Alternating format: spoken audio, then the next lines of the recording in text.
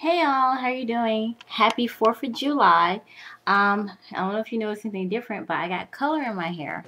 Let me get up close so you guys can see.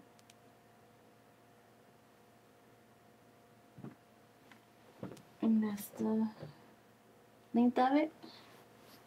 Well, I decided to get color. If you guys follow me on Facebook, you know that I have been talking about like coloring, getting it in my hair.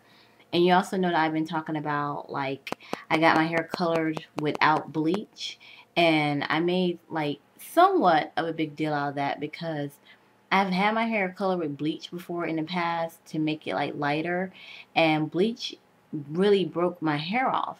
And so I never thought about getting my hair colored again until like my teacher, I'm actually in cosmetology school, till my teacher told me that I don't have to color my hair with bleach. I can color it with just a developer. And a developer is basically a peroxide, and they have like, and she said it's nowhere near as harmful or as strong as the bleach that you put in your hair. And we started studying about like hair coloring. I was like, well, it doesn't sound like it's that bad. It's peroxide, and it's actually the same kind of peroxide you put on your skin, but it's different like levels of it. And so that's basically how they did it, and it didn't have a strong smell like bleach does. Cause by me being in cosmetology school, I smell that stuff all the time, and that bleach has a horrible strong smell. And it and then also with the peroxide, it doesn't take well, it takes longer to process.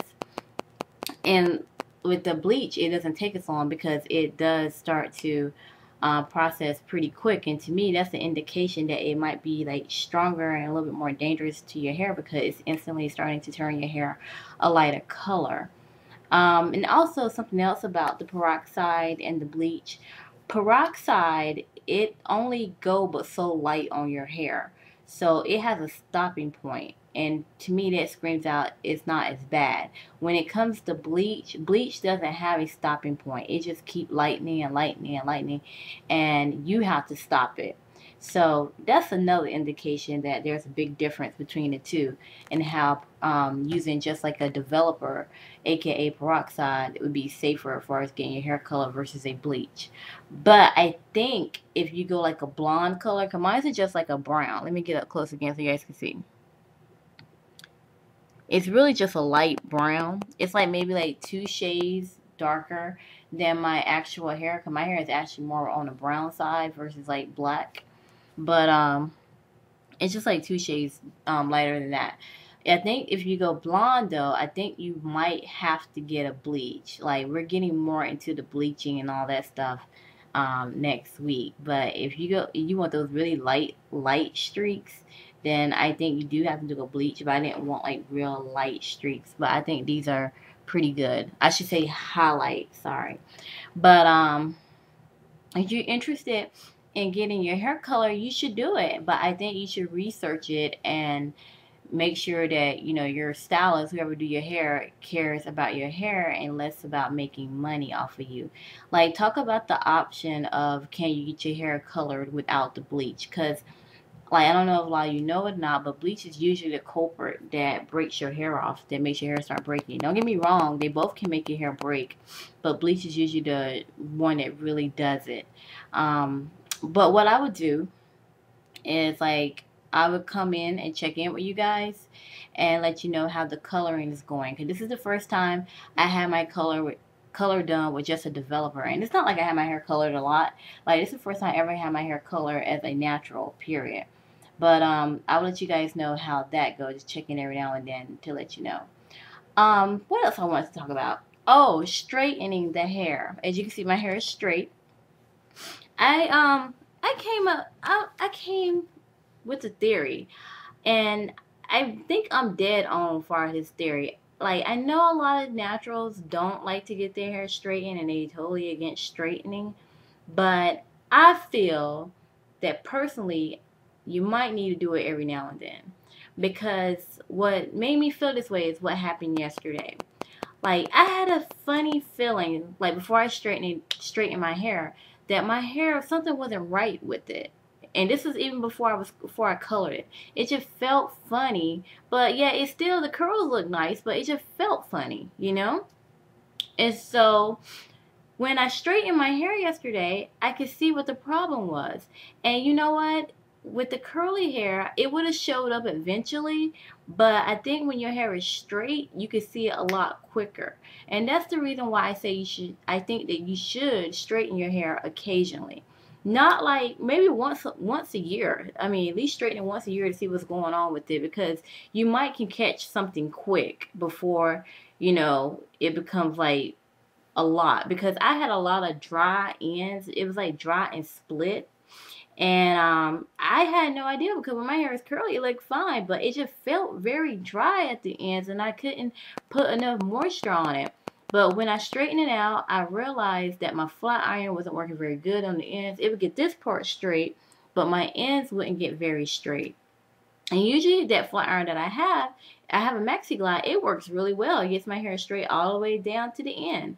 But I just couldn't figure out what was going on. I was like, it's so poofy and I don't know what it is. And then when I finished the rest of my hair, I was like, this is like bad dry split ends.